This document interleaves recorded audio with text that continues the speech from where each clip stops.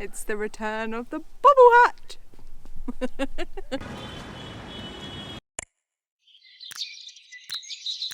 My dad always taught me to focus on the three main fundamentals for survival: water, food and shelter. As the Bulgarian winter approaches, we edge ever closer to finishing the roof over our caravan, and with 2 young children, it's important we have somewhere warm, comfortable and safe to live through the colder months. With some pretty big plans in the pipeline, we have a deadline to meet. I'm going to have a go at getting these beams up on top of these posts on my own. Katie's going to give me a hand to locate at the other end, but yeah, hopefully I'm feeling strong enough.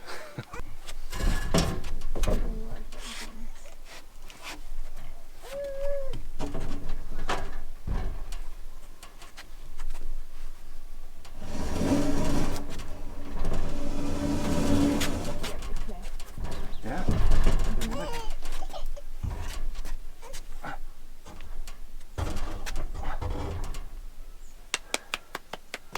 Perfect. Right. Okay, you ready? Uh-huh.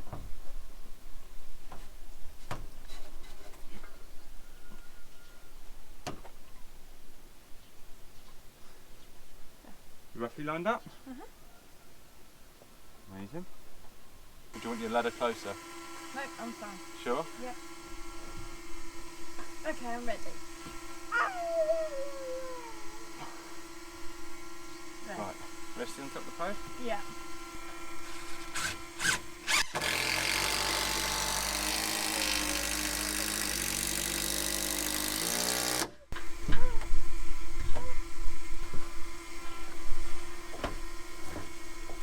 Now all the beams are up and we've got some big timber screws that hold them in for the minute, but that's not the permanent fixture. So what we're doing is we're putting these plates in. I actually wanted to get T-plates, so they go across the top and then one leg down the bottom, but I couldn't find any, so all I could find was these straight connectors. So they'll do. The T-plates would have had a bit more rigidity to it, but this is basically, so if the wind gets underneath the roof and tries to lift it off, all the forces are going to be going through here, and this is why we bolt and clamp through. So rather than relying on just a few screws going through, which potentially could just pull out, it'll have to literally break these bolts or split the wood open to do that. So hopefully with this and the glue we should be pretty strong, I reckon. Does anybody else think I might have over-engineered this a little bit? It's ridiculous. Still, Kayleigh reckons it'll be standing in 100 years' time. She might be right.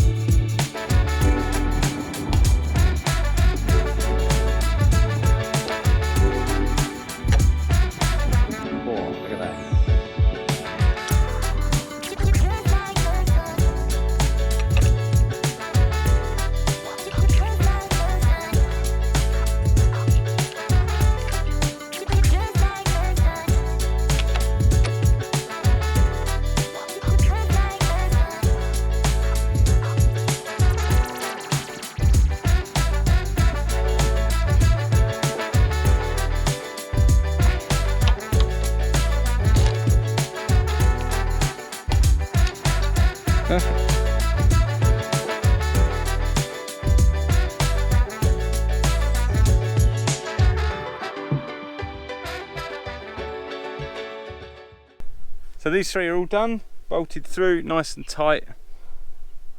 Done and dusted. These three to do, and then we can start on rafters. How exciting!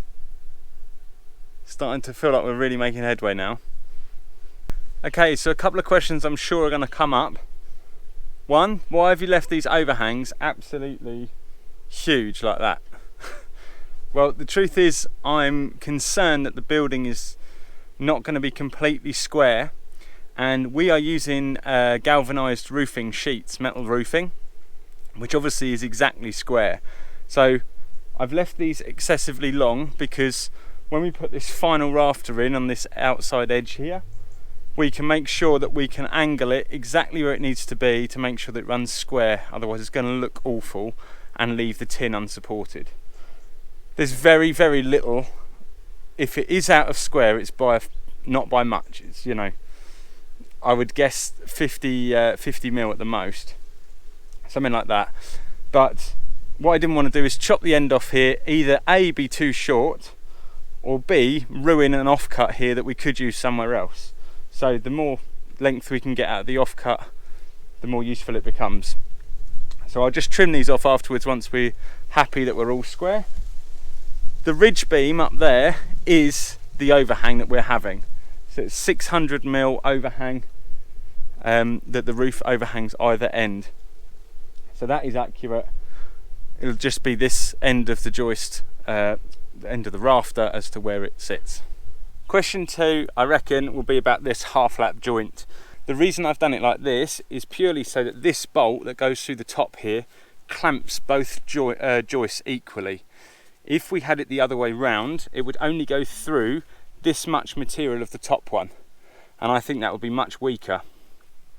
So by going through like this, I think it's going to be much stronger, and it also grips that joint together better. Obviously these screws only go into end grain on the end of this post, which makes them very weak. Hopefully it will still be standing if we have some crazy storm. So now we've got to move on to the rafters. Now, rafters can be quite complicated. I've managed to find this website, which is a rafter calculator, and you can put in all your dimensions, everything that you need, that you want your roof to be or that it needs to be, roof angles, overhangs, everything, and it gives you an absolute spot on example of what you need, all your measurements. Yeah, it even gives you to scale template that you can scale up to 1:1, so you could actually print it out on several sheets of A4 and lay it on your bit of wood to make your rafter. And it even gives you like your heights on your buildings and everything, where everything should sit. It's a really, really, really good website. I've spent a lot of time on here working out what's best, what is the minimum we can get away with regard to pitch, because I don't want this to be too high. And we're on a 14-degree pitch on this building, which is about as low as you can go for not so much a problem with metal roofing, but we want the ability to potentially change the metal roofing to tiles in the future. So yeah, you definitely wouldn't want to go any shallower than 14 degrees. So I'll leave a link to this website in the description. It's well worth checking out if you're planning a project like this or a shed or anything. Yeah, you can do it in metric and imperial, and yeah, it's fantastic. Really, really rate it. According to my roofing calculator, well, obviously a 14-degree pitch of roofing, which is what the calculator says, will be a 14-degree cut on here. So what I'm going to do is I'm going to do that 14-degree cut. I'm then going to offer the joist up and make sure that the measurements that come up on that calculator coincide with the measurements that I've got here before I go cutting the bird's mouth, which is the bit that sits on top of the wall plate. The only thing that concerns me is whether the ridge beam and this wall plate here run parallel. If they are like this, then it doesn't matter what the rafter calculator says, these measurements will change because of course the distance is longer.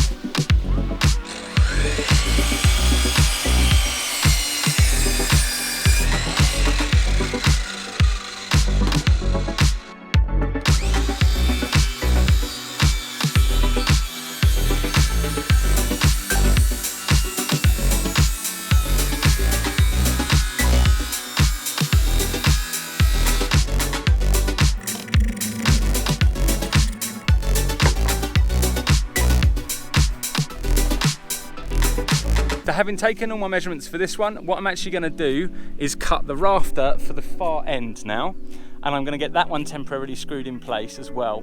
That way I can then work out my spacings and exactly where the joists are going to land with regard to on this ridge beam and on the posts and all the rest of it.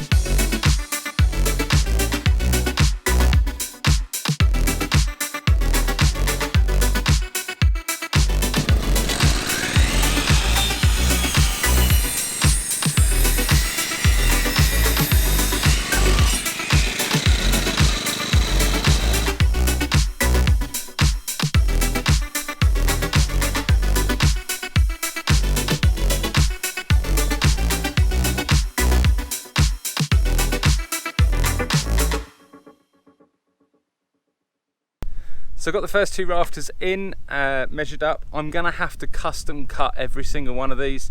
So bring it up, measure it out, cut it all up. The ridge not only is not dead straight, but it's not parallel with the wall plate either.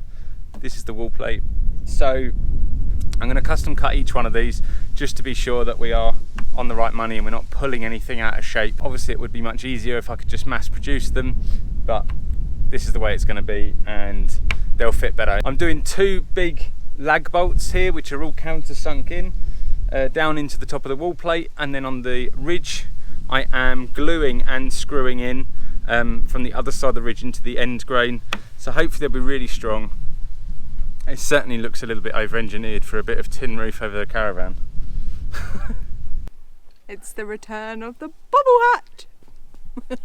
It's the return of the bubble hat, to be fair. Exciting news. This morning we have got the digger man coming. Digger man. I mean, it's mixed feelings because Phil is really upset that he's not the one using the digger. That's why I can't even make eye contact with you lot at the moment. We also feel immensely Sulking. guilty because Alex is at school this morning, so he's going to miss it completely. But let's face it, we're going to have a lot of diggers on this land, so Yeah, there'll be other times. it's just typical, it's the first time. Anyway, the digger man is coming. We're going to get the water main in the ground, get the trench dug anyway for the water main to go in the ground. This morning was absolutely freezing, so we're definitely doing this at the right time. Yeah, definitely. Well, it's a little bit awkward. We just phoned the guy, or our friend actually, who's organised him to come, and said, like, you know, he's running basically an hour late. Where is he? What's happening? Is he just running on a Bulgarian time frame? Because over here time is just time and it doesn't really matter. And he said, apparently the digger man went, no, it's not this Friday, it's next Friday. So, we contacted the guy with the mini digger in the local town. He was supposed to come out and dig this trench twice now, and both times he hasn't turned up. So we're presuming that that's just not meant to happen, and the last couple of nights we've had a really bad freeze or a really bad frost, and this morning we woke up and the caravan pipes were frozen. So not badly, they like defrosted almost straight away, it was not a problem, but we're going to have to get on with this trench, so now we're going to have to hand dig it. The good news is we've had some rain, and that means that the ground is much softer, so this is not quite as bad an ordeal as it was before. It's still a 55 metre long trench that's got to be between 400 and 600 mil deep. Yeah, so we better get cracking. And as you can see, we're losing our light, so we're only having an hour or so on it this evening, but little and often, hopefully we'll get it in the ground pretty soon.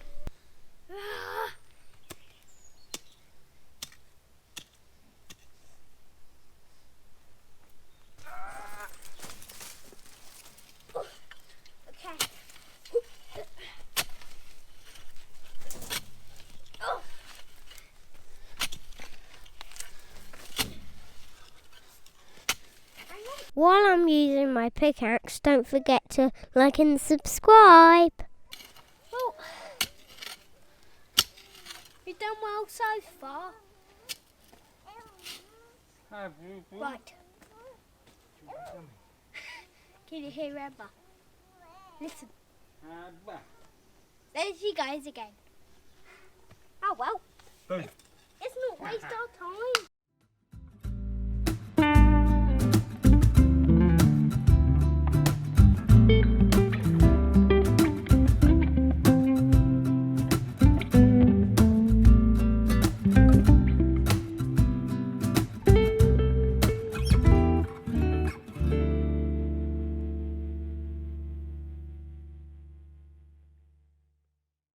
What you got, Ember?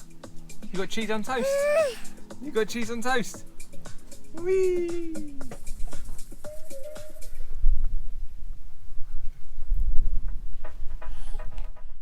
Let's talk you through my process of cutting these rafters, each one to size. What I do first thing is I put it on the chop saw, so we put a 14-degree cut on the end. I then mark exactly where the centre is.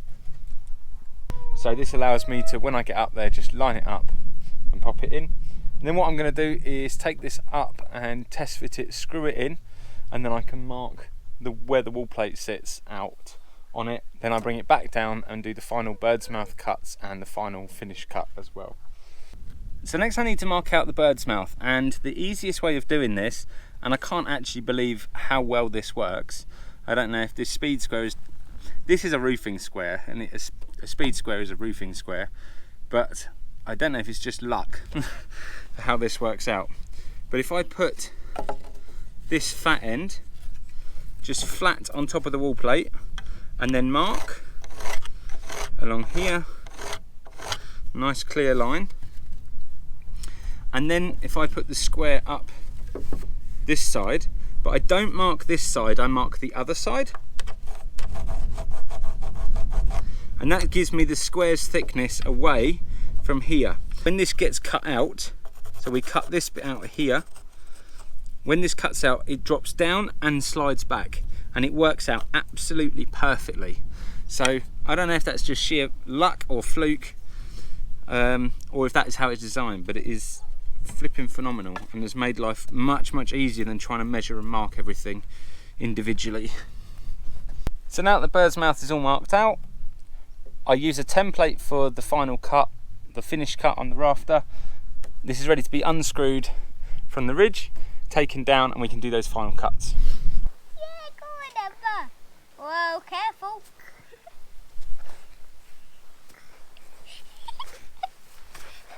You're faster than me.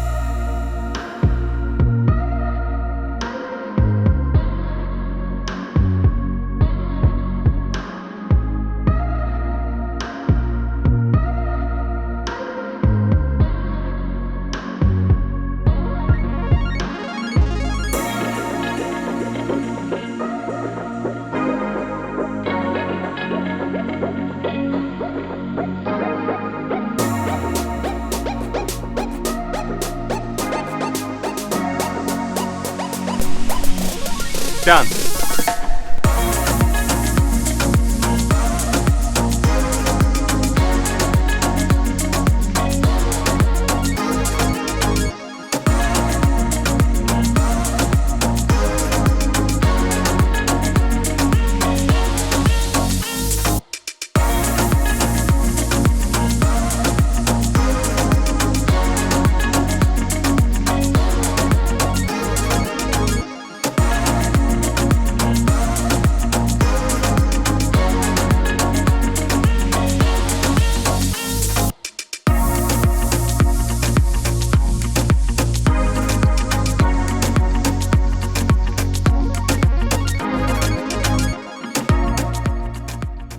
I don't know how well you can see me, it's obviously got dark. I've only got 4 left to do, so I've got my head torch on, I'm going to get the floodlights out and I'm just going to get this finished off. We are due rain tonight, early hours of tomorrow morning, so if I can get this finished off and the tarp pulled back over, it will just mean that I can rest easy knowing that this is done and it's dry. So yeah, I'm going to smash this out, but you guys will have to see it in the morning. Check it out, the rafters are all done. How cool is this? We've had a couple of days of rubbish weather, so we've put a tarp up here just to keep the worst of it off, but we're pretty dry and that is super cool. Look at this! Yeah, I'm really happy actually. It feels so good to be in this space. It has honestly, even with a tarpaulin on the top, it's transformed it. And we can take our shoes off outside the caravan now and leave them out here.